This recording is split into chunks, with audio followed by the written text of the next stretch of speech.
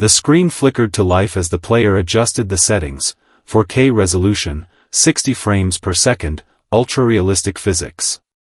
The title, Galactic Hull, the ultimate space trucker, gleamed in bold letters before fading into the vastness of space. In a small, dimly lit room, a young man named Jack leaned forward, gripping his controller. He had waited months for this game, a hyper-realistic space trucking simulator where every cargo run, every asteroid dodge, and every pirate encounter felt real. The game began with his character, a rookie space trucker, boarding a rusty but reliable freighter named the Rusty Mule. The ship creaked as the engines hummed to life. The tutorial guided him through basic controls: throttle, steering, cargo management. Jack's first mission was simple: deliver 5 crates of synthetic grain from Mars' orbital station to a mining colony on Ceres. Easy money. But as he undocked, an alert flashed on screen: warning, unidentified ships detected. 3 jagged, armored vessels emerged from behind an asteroid. Pirates. The comms crackled. "Hand over the cargo, and we might let you live," a distorted voice sneered. Jack's heart pounded. This wasn't just a game, it felt like real danger. He slammed the throttle, swerving past laser fire.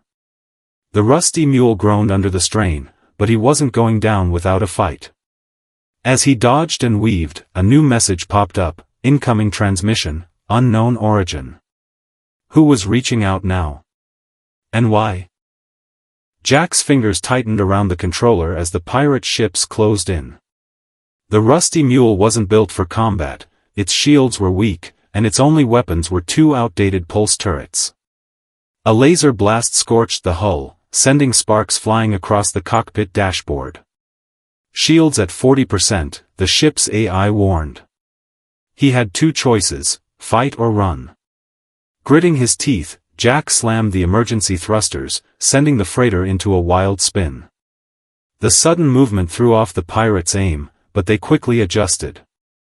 One of them fired a grappling line, latching onto the mule's cargo bay. "Hull breach detected," the AI announced.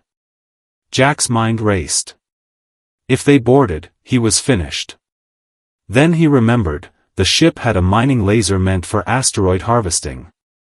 It wasn't a weapon, but maybe. With a quick command, he rerouted power to the laser and aimed it at the grappling line. A bright blue beam sliced through the metal cable, sending the pirate ship spiraling away. The other 2 ships hesitated, giving Jack just enough time to engage the warp drive. Space stretched into streaks of light as the Rusty Mule jumped to safety. When the ship dropped out of warp, the mining colony on Ceres was in sight. But something was wrong. The station was dark, no lights, no comm signals. Just an eerie silence. Then, a new alert flashed. Distress beacon detected. Jack swallowed hard. His simple delivery job had just gotten a lot more complicated. The Rusty Mule drifted closer to the silent mining colony, its floodlights cutting through the void. No docking requests pinged back.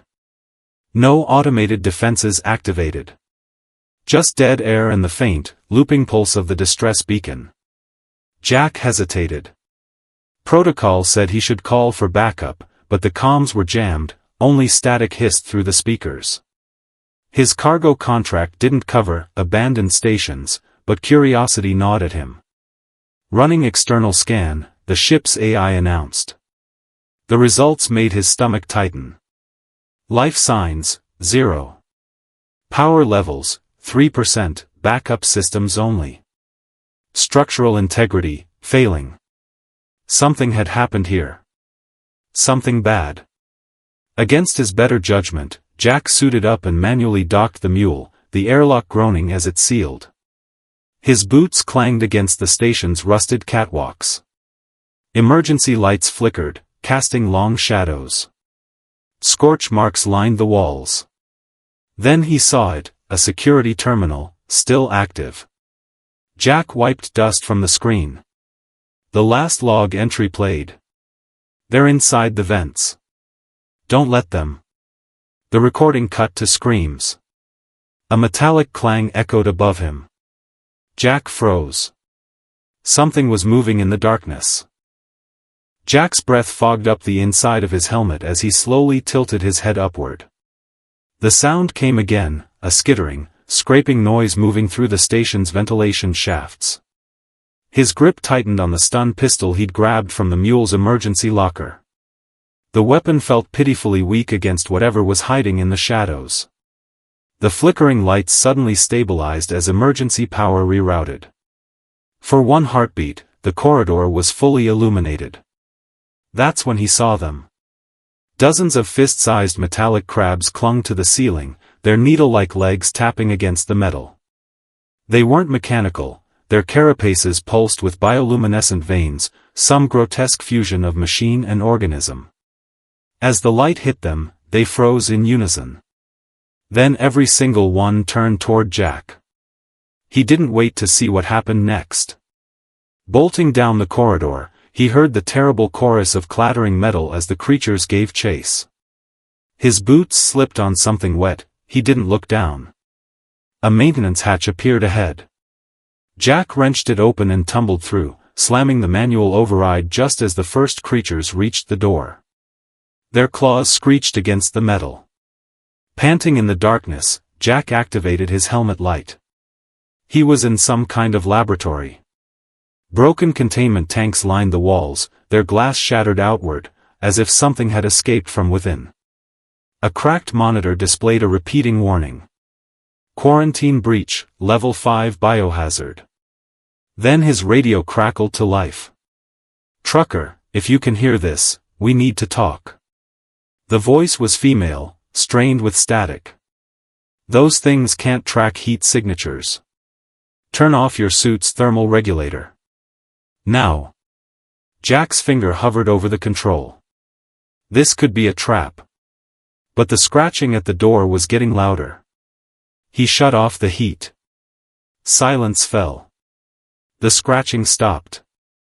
The voice returned, quieter now. "Good. Now listen carefully. I'm the only one left. And I know why this happened." Jack stood frozen in the pitch-black lab, his suit's thermal systems offline. The only sound was his own shaky breathing echoing inside the helmet.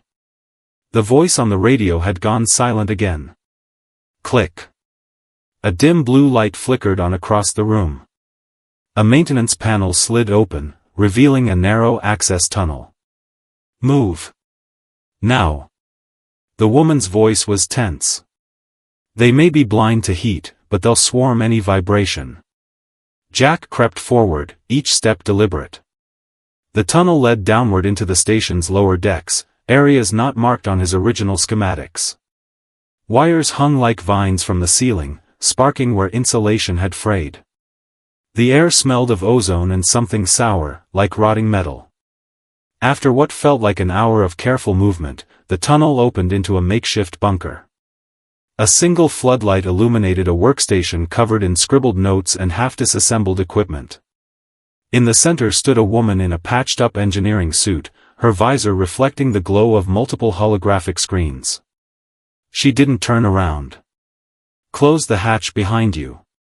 Magnetic seal only, no power." As Jack secured the door, he noticed the walls were lined with crude sensor jammers, the source of the static in his comms. The woman finally turned, revealing a face gaunt from exhaustion. A fresh scar ran from her temple to her jawline. "Dr. Eli Vance," she said flatly. "Former head of this station's research division. Now its last surviving idiot." Jack opened his mouth, but she cut him off, gesturing to a monitor displaying security footage. The video showed scientists celebrating around a containment chamber. Inside floated a shimmering black orb. "Our breakthrough," Eli spat. A self-replicating nanite swarm recovered from a derelict near Saturn. Programmed to repair anything it touched. Her hands clenched. Until it decided living tissue was just damaged machinery in need of fixing. The footage changed to screaming, bodies convulsing as their skin rippled with metallic veins. Jack's stomach turned. Eli tapped a console. I've rigged the station's core to overload. It'll take out the swarm, and us, unless we reach your ship in 19 minutes. She grabbed a modified plasma cutter from the wall. So unless you enjoy becoming part of the hive, trucker, I suggest we move. Outside the bunker, something heavy dragged itself across the ceiling. The plasma cutter's hum vibrated through Jack's gloves as Eli led them through dripping maintenance tunnels. Every few meters, she'd pause, listening for the skitter of nanites' warm limbs. The station groaned around them like a dying beast, its structural integrity failing. 14 minutes until core overload, Jack's suit chimed. They reached a crossroads. One path led toward the docking bay, the other deeper into the station's reactor level. Eli hesitated, then grabbed Jack's arm. Change of plan, she said, voice tight. The swarm's learned. It's blocking the direct route to your ship. She pulled up a flickering map. There's an old fuel line running beneath the bay. We crawl through, we might make it. Jack's helmet display flashed a warning, the tunnel would be tight, barely suit width. One wrong move and they'd be crushed. But the alternative was facing hundreds of those creatures. They dropped into the service shaft just as a wave of metallic crabs flooded the corridor above. The fuel line was claustrophobic, hot enough that Jack's visor fogged instantly. Eli moved like a ghost ahead of him, her modified cutter occasionally flaring to melt through obstructed grates. Then the station shook violently. Structural collapse detected, Jack's suit warned. Above them, the ceiling of the fuel line buckled. Eli reacted instantly, shoving Jack forward as she turned her cutter upward. Just as a half-assimilated humanoid figure dropped through the rupture, its limbs elongating into blade-like protrusions. Eli's plasma beam sliced through its chest, but 3 more hybrids clambered down after it. Run, she screamed. Jack stumbled backward as Eli turned to face the creatures, her cutter blazing. The last thing he saw before rounding a bend was her swinging the white-hot tool into the swarm, the tunnel flashing with the light of the explosion she triggered. Grief could wait. Survival couldn't. Jack burst out near the docking clamps, the rusty mule still miraculously intact. As he scrambled up the ladder, his radio crackled, not with Eli's voice, but with a new transmission cutting through the static. Unidentified freighter, this is UCA battleship Dauntless. Do not engage engines. You are carrying a level 5 biohazard. Outside the viewport, 3 massive warships dropped out of warp, their turrets already charging. Jack's hands flew across the rusty mule's console as the warship's targeting lock screamed through his cockpit. The station's core countdown flashed 047, he'd be atomized if he stayed, shot down if he ran. Then his screen glitched. A new message appeared in jagged text. Initiate protocol, Midas, Drive E, Vance. Every light on the dash turned gold as the ship's ancient subsystems roared to life. Jack didn't question it, he slammed the emergency thrusters just as the station exploded behind him. The shockwave sent the mule spinning toward the battleships, its hull screaming in protest. Deploying countermeasures, the ship's AI announced. A cloud of shimmering particles burst from the cargo bay, the last of Eli's nanites, reprogrammed to seek out and disable targeting systems. The Dauntless turret spasmed, firing wildly into space as the swarm engulfed them. Jack didn't wait to see more. He punched the warp drive, but the console sparked, a plasma round had grazed the engines. The mule shuddered into hyperspace, but the NAV computer was fried. They were flying blind. When the ship finally dropped out of warp, Jack expected more guns. Instead, he saw stars. Normal, peaceful stars. And one blinking notification. Delivery complete, 5 crates synthetic grain, bonus pay, hazard containment. The game's cheerful menu music suddenly played as stats appeared. Mission survived, 1. Credits earned, 18,750. New ship unlocked, Eli's Revenge, stealth corvette. Jack ripped off his headset, heart pounding. On his ordinary monitor, the game sat innocently in its library. The clock showed he'd only been playing for 20 minutes. Then a new achievement popped up. The truth is out there, 0.1% of players unlocked. The screen glitched again, just for a second, showing a frozen image of the rusty mule drifting near a familiar derelict station. Jack reached for his controller. The next delivery wouldn't make itself.